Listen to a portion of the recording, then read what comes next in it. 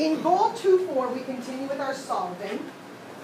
And in this goal, we are solving equations that involve absolute value. We talked a little bit about that in goal 1, super goal 1, when we simplified absolute value. So we're going to talk now about solving an equation with absolute value. And then we'll actually build on it again later on when we do inequalities. Okay? When you solve an equation with absolute value, most of the time, you're going to get two solutions. You should always think two anytime you see an absolute value. Whether you're simplifying or solving, you should see and think two every single time. There's not always going to be two. Most of the time there is, but you should think two. Okay? Absolute value represents the distance from a point on the number line. And we know that when we're on a number line, we can go to the left or we can go to the right, negative or positive. Okay? So back from goal 1, we just did simplifying absolute value. So we just took the absolute value of a number. The absolute value of a positive 8 was equal to positive 8. And the absolute value of negative 8 was also equal to positive 8. Okay, so two different questions gave you the same answer. Two different questions, absolute value of 8, absolute value negative 8, gave you the exact same answer. So when you're solving, you're going backwards from that. Okay? We're looking for the question, which is why we have two solutions. So we're saying, what could go in this box that or not box, go in these absolute value bars that 8 is my answer. So you're looking for what goes in there that gives you 8 for the solution, which is why there are two solutions. Okay? Very important. You'll notice it's in capital, it's in red, it's got exclamation points. That usually means something's important in your notes. Okay? You must isolate the absolute value first. So that means wherever the absolute value is, or whatever it is, you have to get it by itself first. Have to, have to. I won't even grade part 2, or the second case, if you don't do that, because it's not right at all. Have to do that. Okay? So, first question. Have to get that absolute value by itself. So I'm going to add 7 first. And it says the absolute value of x is equal to 28. So it's asking, what can x be that my answer is 28? X can be positive 28, or x can be a negative 28. Because remember, when you take your answers and put them back into the question, it should work. And if I take the absolute value of 28, I'm going to get 28. If I take the absolute value of negative 28, I'm going to get 28. So two solutions. Okay? My next one. Isolate that absolute value. So subtract your 8.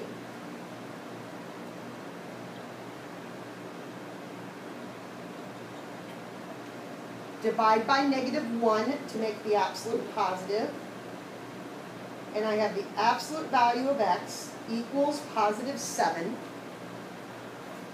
which means then that x can be 7 or negative 7.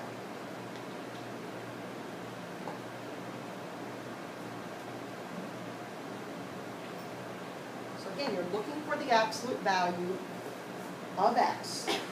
So x is likely going to have two solutions. I'm going to show you ones where there's exceptions. Okay, on the next one here, I'm going to have to distribute this negative, get rid of my parentheses first. So negative times a positive, negative 4, negative times a negative, positive absolute x equals negative 2. 6 minus 4 is 2, plus the absolute value of x equals 2. Sorry, negative 2. Forgot my negative there. Subtract 2, and the absolute value of x equals a negative 4. And here I have no solution. Okay, because think about what absolute value is. If I put a 4 here inside the absolute values for x, the absolute value of a positive 4 is 4.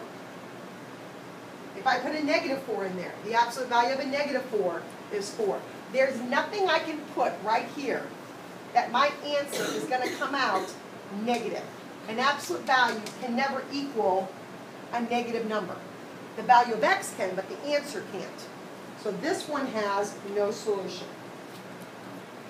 And I'll make a note here that the absolute value cannot equal a negative number. No, I don't want to put x in there because sometimes it's more than x. But it looks like 11 now.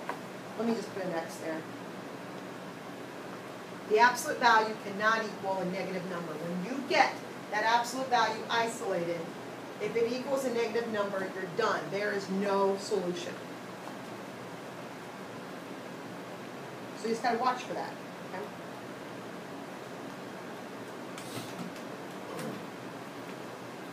Okay, next one I'm going to get rid of my fraction, so I'm going to multiply both sides by 6. So I have 5, absolute value of x equals 150. Divide by 5, absolute value of x equals 30, which makes my values, plural, for x positive and negative 30. The solving part is exactly like we did in goal 1, 2, and 3. It's the getting the answer part at the end that you got to watch for.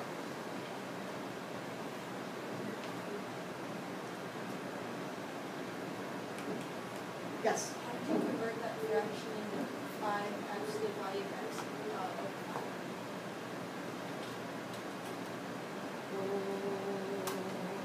I went down,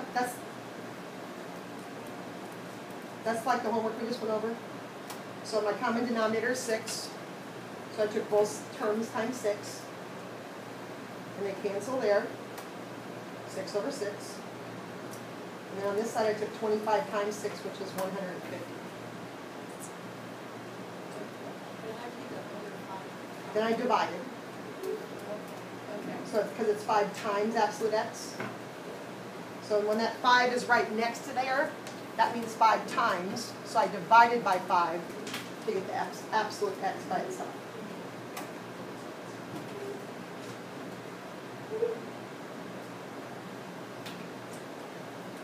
Okay, the next one has a parentheses, which means we got to get rid of it by distributing.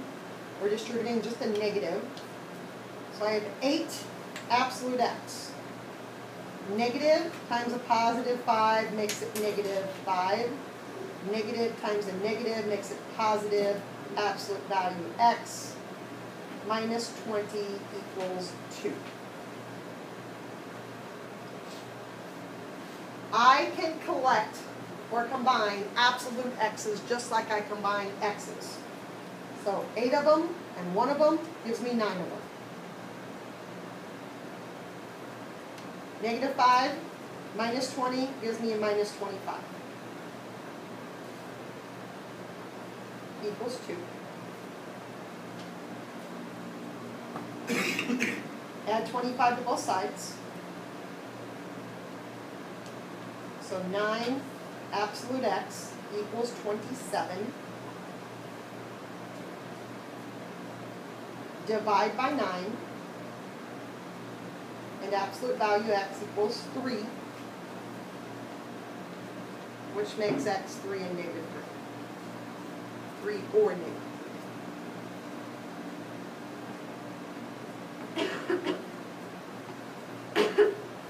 Okay, that one looked a little bit different, so question on that. Okay, so absolute x's can be combined just like regular x's. Okay. All right. You'll notice, or maybe you noticed, hopefully you noticed, that all of my answers were just opposites. 3, negative 3, 30, negative 30. And that's because in the absolute value, it was just x. So now I'm going to change that. Okay? When there is more than just x in the absolute value, you have to set up cases to find your answer. Okay? You might be able to sit there and think about what the answer is and mentally find it, but you probably algebraically want to know how to do it when you can't do that, okay?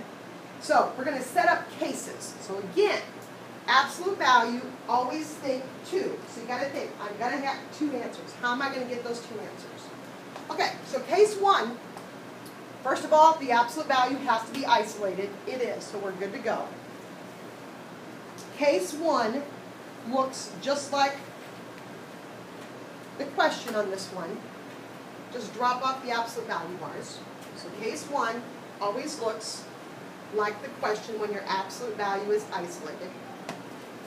Or case 2, my other possible answer, the left side stays the same, but I make the 4 negative.